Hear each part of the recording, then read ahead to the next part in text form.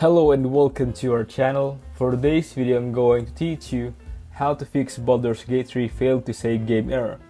Before we get started, please don't forget to like and subscribe and click the notification bell for you to be updated to our latest tutorial videos. Without further ado, let's now begin. When you have too many save files in the game has a maximum number of save files that it can store, and if you exceed that limit, you will get the failed to save error. The solution to this error is to delete some of your old save files. You can do this by following these steps. 1. Close Baldur's Gate 3. 2. Open File Explorer. 3. Navigate to the following folder: %app data %local, low Larian Studios, Baldur's Gate 3, save games. 4.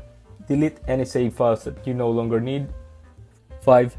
Restart Baldur's Gate 3 troubleshooting if you have deleted some of your old save files and you are still getting the failed to save error.